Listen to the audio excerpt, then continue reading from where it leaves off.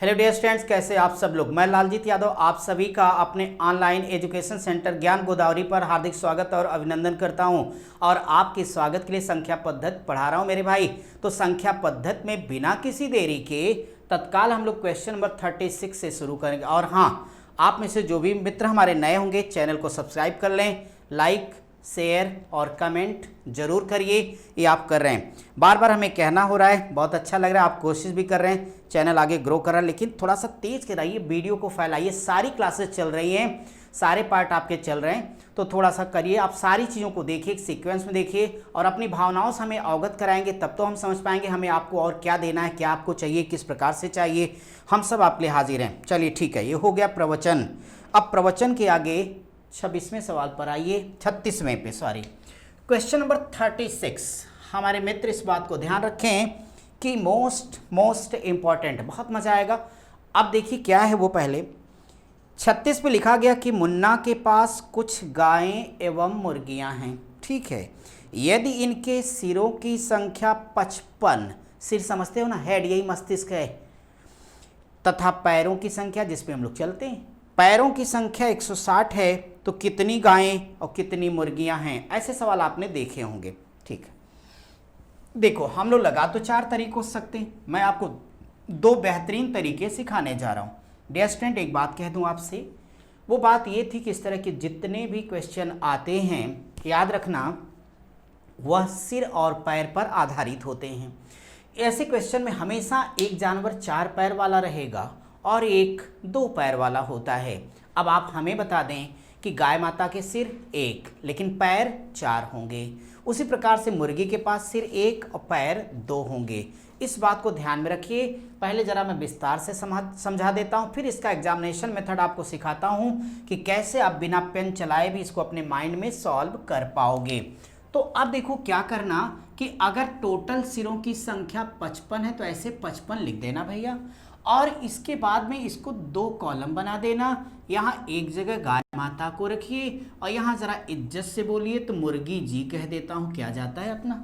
तो भाई यहाँ पे गाय को हमने x मान लिया, तो आप ही बता दीजिए मुर्गियाँ मैं कितना मानूँ, 55 माइनस x मान लेता हूँ।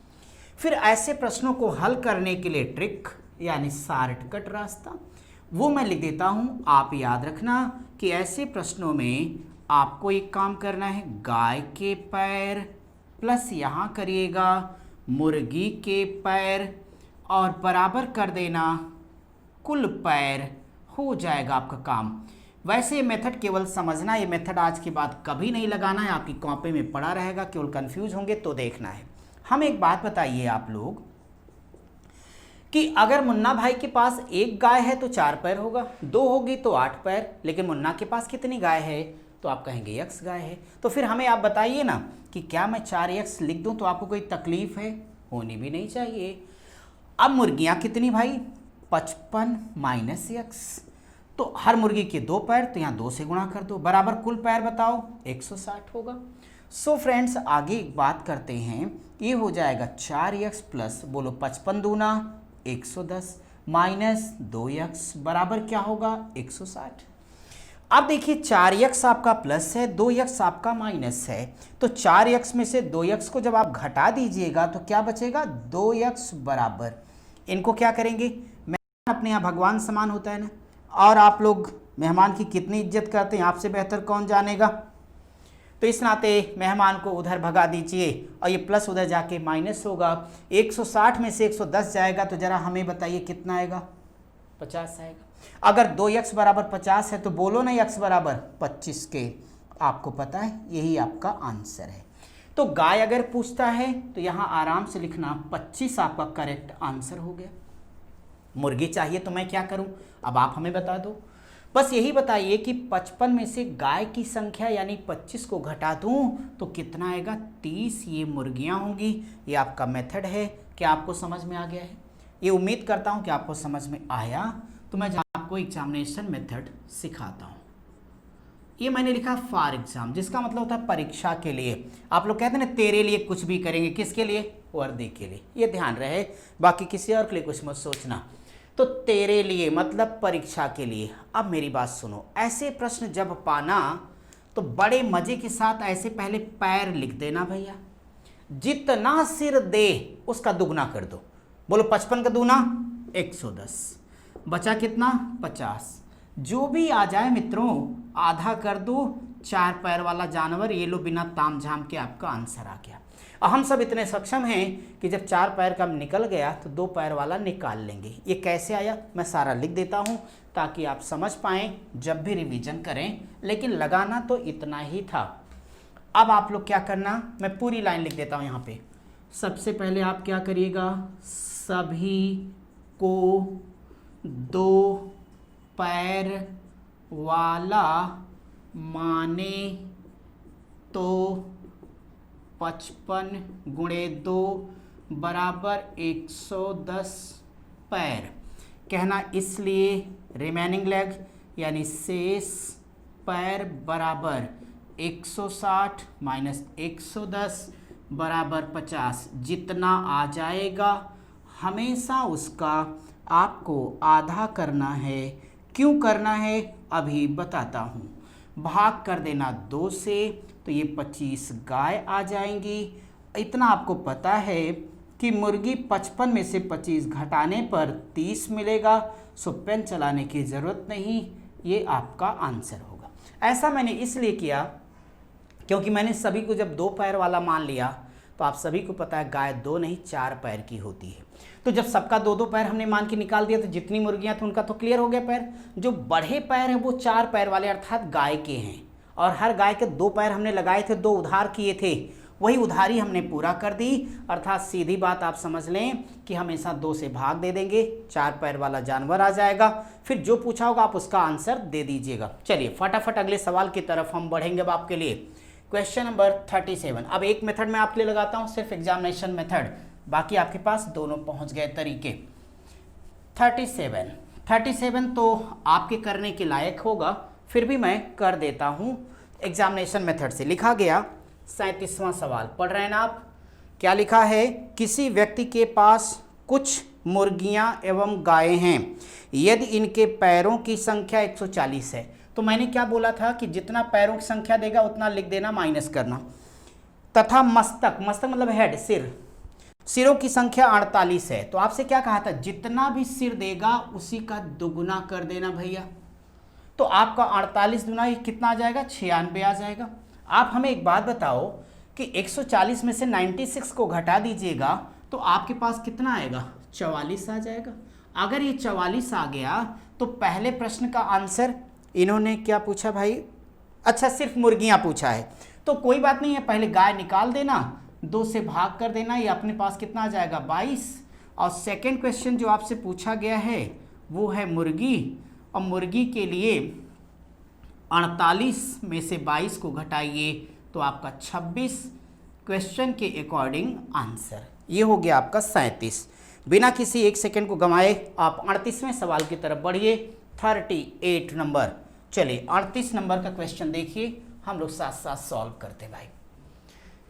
38 में लिखा है कि किसी चिड़ियाघर में चूहे एवं कबूतर हैं, यदि कुल सिरों की संख्या 90 और पैरों की संख्या 224 है तो कबूतरों की संख्या क्या होगी। मैंने आपसे कहा हुआ है कि जब आप ऐसा सवाल पाइएगा तो सबसे पहले आपके पास जितने पैर दिए गए वो लिख लेना, तो 224 है, और जितना सिर देगा उसी का दुगना कर देना। तो 90 दिया कहो तो हम डायरेक्ट 180 लिख दें, तो अगर 180 लिख देंगे घटा देंगे तो यहाँ से मेरे पास 4 आ जाएगा भाई, 12 में से 8 जाएगा तो हमारे पास कितना आ गया, 4 आ गया, 44 हो गया।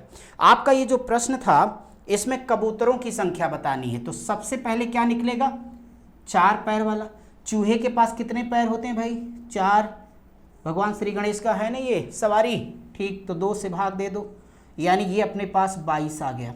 अब हमें बताइए कि इसके बाद कबूतरों की संख्या बतानी है, तो कबूतर निकालना है, तो इस 44 में से 22 को घटा के बोले कितना आएगा, तो नो डाउट ये भी 22 ही आपके पास आ जाएगा, ये आपका आंसर हो जाएगा। तो आप इसे कंप्लीट कर लीजिए तुरंत, हम आगे बढ़ेंगे।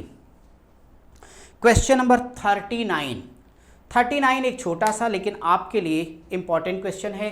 तो 39वां सवाल आपको दिख रहा है और उसे देखते हैं।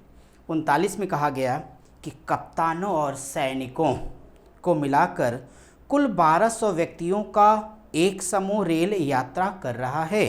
यदि प्रत्येक 15 सैनिकों के लिए एक कप्तान है, यही अंडरलाइन करना, प्रत्येक 15 सैनिकों के लिए एक कप्तान, यही समझ लेना कि देखो अब आप कप्तान हो जाएं, पुलिस हो जाए, दरोगा हो जाएं, आप मास्टर हो जाएं, चाहे जो हो जाएं, प्रोफेसर हो जाएं, नेताजी हो जाएं, रहेंगे तो व्यक्ति ही, वह तो सिर्फ पदनाम होगा जिसे आप धारण करेंगे।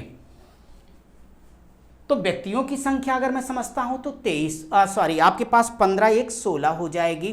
तो ऐसे सवालों को लगाना है तो डायरेक्ट अपने आंसर पर आओ, और डायरेक्ट आंसर आना है तो ऐसे करिएगा 39, सीधे कहना इसलिए क्वेश्चन मार्क, यानी कप्तानों की संख्या बराबर टोटल कितना दिया गया 1200 दिया गया बटे 15 पर 1। जैसे सोचो कि कोई ठेले वाला चिल्लाए 15 पर 1 फ्री, 15 पर 1 फ्री, तो कितने केले आपको देगा, 15 1 16, बस। तो 15 अब प्लस 1 16 भाग दे दो 75 आपका आंसर, टेंशन फ्री रहिए। 40वां सवाल देखिए, तो क्वेश्चन नंबर 40 हम लोग देखेंगे। अब 40 नंबर का प्रश्न आपके सामने आ रहा है। 40वां, आप लोगों में से कुछ लोगों को न्योता खाना बहुत पसंद होगा, है ना भाई? अगर है तो अच्छा है, वैसे भी खाने का मज़ा कुछ और है, खिलाने में तो थोड़ा कभी कभी तकलीफ होती है। चाहे जो हो, न्योता खाते रहो, सवाल लगाते रहो। लिखा है कि एक पार्टी में दादी, पिता, माता, 5 पुत्र, उनकी पत्नियां, प्रत्येक के 2 पुत्र और 1 पुत्री। लगता है ये खानदान कभी न्योता खाई ही नहीं थी, न्योता मिला सब पहुंच गए। सवाल वहाँ कितनी महिलाएं हैं? यानी सच बताऊं तो ये मैथ क्या बल्कि रीजनिंग का कॉमन सेंस पर आधारित प्रश्न है, लेकिन 2 बार आपके एग्जाम में ये पूछा गया। सो डियर स्टूडेंट्स, मैं यहाँ पे एक बात कहना चाहूँगा कि आप हमें इतना बताएं कि संसार में जितने भी इंसान हैं सभी की दादी कितनी होती हैं? 1। अब दादी 1 हो गई, पिता, तो माता कितनी होंगी? वो भी 1 हो जाएंगी, तो ये 1 हो गई। इसके बाद में 5 पुत्र, उनकी पत्नियां, तो 5 पुत्र उनकी पत्नियां, यहाँ सिर्फ महिलाओं की संख्या गिननी है, तो मैं सिर्फ पत्नियां शब्द लिखता हूँ। 5 पुत्र हैं तो 5 होंगी भाई। उनके पास 2 बेटे और 1 बेटी है, तो यहाँ पे पुत्रियां शब्द, अगर पुत्रियां लिखेंगे तो ये भी कितनी होंगी? 5। कुल कितनी महिलाएं हैं? तो करेक्ट आंसर कितना आया? 12। ये आपका आंसर है।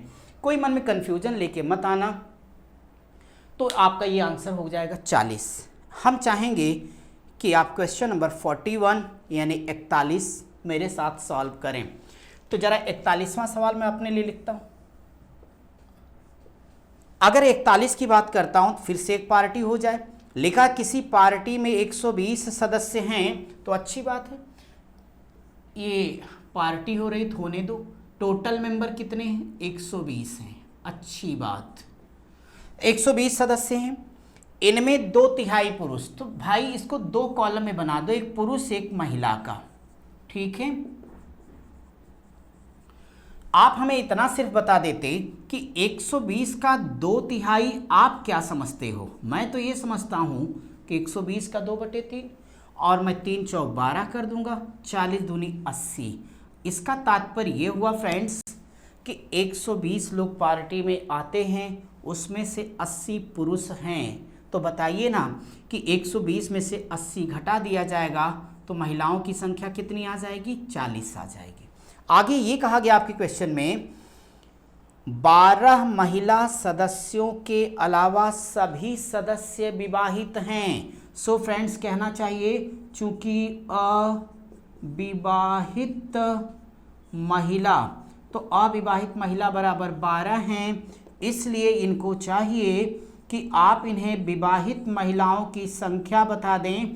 तो आप बताइए मुझे क्या करना चाहिए? आप कहिए कि आपको सीधे 40 में से 12 घटा देना चाहिए।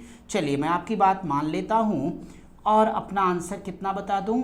28, यही आपका आंसर है। कोई डाउट हो तो तुरंत बताना भाई। फिलहाल मैं तो आपके लिए क्वेश्चन नंबर 42वां करूंगा, 42। अब आप जरा देखो कि 42 नंबर का प्रश्न क्या कहता है। अगर आपका ये 42 आया तो 42 पे लिखा है कि एक विद्यार्थी ने जितने सवाल सही हल किए उसके 2 गुने गलत हल किए। बहुत ही मेधावी रहा होगा ये, व्हाट्सएप पे ज़्यादा काम करता था, किताब पे कम। कोई बात नहीं, व्हाट्सएप है किस लिए? खेलने के लिए। उसके 2 गुने गलत हल किए। यदि उसने 48 सवालों को हल किया है तो सही हल किए गए सवालों की संख्या कितनी? फ्रेंड्स सोचो ना कि सही मान लो x है तो गलत यार 2x होगा, 3x बराबर 48 तो x बराबर 16, यही आपका उत्तर है। तो इसे जल्दी से निपटा दिया जाए, फिर छोटा है तो इसे जल्दी से काम कर लेते हैं। 42 को हम क्या करते हैं, टोटल क्वेश्चन 48 है, ये हमें पता है, हमारे सवाल में ही दिया गया। हमने ये माना कि इन साहब का कुछ आंसर सही होगा, एक कॉलम सही उत्तर का लिख दिया, कुछ इनके भाई साहब के गलत हो जाएंगे तो मैंने यहाँ गलत उत्तर लिख दिया मेरे भाई। सही को मैंने x लिख दिया, तो गलत कितना लिख दिया? 2x लिख दिया। सही गलत मिला के कितना हुआ? 48 हुआ। मुझे इतना बता दो कि 3x बराबर 48 लिखोगे भाई तो x बराबर क्या होगा? 16 होगा, और ये आपका आंसर होगा। चलिए क्वेश्चन नंबर 43 पर मैं काम करूँगा। 43 यानी 43, आप 43 बोलते रहते हो, 43 नहीं बोलना भैया, 43। 43 क्वेश्चन नंबर 43 में देखो क्या लिखा गया। 74 यानी 74 को 2 भागों में विभाजित किया जाता है। मैं ये मान लेता हूं कि इसका एक भाग मेरे लिए x होगा। आपसे पूछूंगा क्या दूसरा भाग 74 माइनस x होगा? तो आगे क्या होगा? आपने लिखा कि एक भाग का 5 गुना, एक भाग का 5 गुना मतलब 5x, और दूसरे भाग का 11 गुना, तो भाई 74 माइनस x गुणे 11, अगर मैं इसे जोड़ता हूं तो बराबर ही लिखा है 454 के। जब मैंने क्वेश्चन लास्ट में देखा तो दोनों भाग का मान क्या होगा, यानी वैल्यू हमें फाइंड करनी है। अब देखो फ्रेंड्स, हमने कुछ नहीं किया, 74 है, एक भाग x, दूसरा 74 माइनस x, आप इससे एग्री होंगे। आगे ये कह दिया गया कि एक का 5 गुना तो 5x होगा, फिर इसका कहते हैं 11 गुना, तो ये आपके पास यहाँ 11 से मल्टीप्लाई कर दें, इसी को सरल करिए, आपका आंसर आएगा। कैसे करोगे? आपको पता है कि होगा 5x प्लस 11 का पहाड़ा पढ़िएगा, दोनों में तो बोलो 11 चौक क्या होगा? 44, कैरी 4 हो गया आपका, 11 सते 77 हो जाएगा, और 77 में 4 जोड़ोगे तो आपका 81 आ जाएगा, माइनस 11x बराबर आपके पास 454 बोलो होगा भाई। देखिए ना, ये 5x प्लस है और ये 11x माइनस है, तो हमारे लिए क्या बचेगा? माइनस 6x बराबर। एक बात हमें बताएं कि ये अब 814 तो आपका इधर आएगा, अगर इधर जाएगा तो 454 माइनस हमारा हो जाएगा 814 के। अब आपको ये पता होगा कि यहाँ से आप घटा लीजिएगा तो ये आपके पास आएगा 0 हो जाएगा, फिर यहाँ से देखो 11 में से 6 जाएगा तो आपके पास 5 आ जाएगा, और नो डाउट यहाँ से आपके पास कितना आ जाएगा भाई? 3 आ जाएगा, तो ये हो जाएगा माइनस 360 के। घटा लेना जरा सही, तो भाई 814 है, आपको 454 घटा देना तो ये आपका 0 हो गया। यहाँ से आपके पास कितना आ गया? ये 6, और 7 में से 4 गया 360, ठीक है। अब 360 अगर आपके पास आ गया तो माइनस माइनस कैंसिल हो जाएगा, तो आप इसे कह सकते हो कि 6x बराबर 360 के, बोलो 6 छक 36 60 के। तो इसका मतलब हुआ कि x का मान 60 आ जाएगा, ये पहला भाग हमारा हो गया। 74 में से 60 को अगर घटा दिया जाए तो दूसरा भाग कितना आएगा? 14, यही आपका करेक्ट आंसर है। तो इसे आप करिए और मैं आपके लिए अगले क्वेश्चन पे डिस्कस करूंगा। क्वेश्चन नंबर 44 यानी 44वां प्रश्न। अब अगर आप 44 देखेंगे तो अच्छा होगा। 44 क्या है भाई? 44 नंबर पे ये लिखा गया कि किसी संख्या को 2 से गुणा करके, जैसे बोलते जा रहा समीकरण बनाते जाओ, तो 2 से गुणा करोगे तो 2x होगा, करके 16 जोड़ा जाता है, 16 जोड़ दो, प्राप्त योगफल, ये योगफल हो गया, को 2 से विभाजित किया तो मैंने भाग दे दिया, और फिर प्राप्त भागफल में से मूल संख्या घटाई जाती है तो शेषफल क्या होगा। सो डियर स्टूडेंट्स, जितना बड़ा सवाल था उतना छोटा सा जवाब आपका हो गया। देखो हमने क्या किया, कुछ नहीं किया, 2x प्लस 16 बटे 2 माइनस x बराबर आंसर। अब आप इसका इसमें ला करके गुणा कर दीजिएगा भाई, अगली लाइन पर आप लिख सकते हैं कि 2x प्लस 16 माइनस 2x बटे 2। देखिए ना, 2x plus 2x minus cancel हो जाएगा और 16 बटे 2 यानी शेषफल अर्थात हमारे क्वेश्चन का आंसर 8 आ जाएगा। आप इसे कंप्लीट करें। फिर हम लोग क्वेश्चन नंबर 45 यानी 45वां सवाल अपनी क्लास का किया जाए।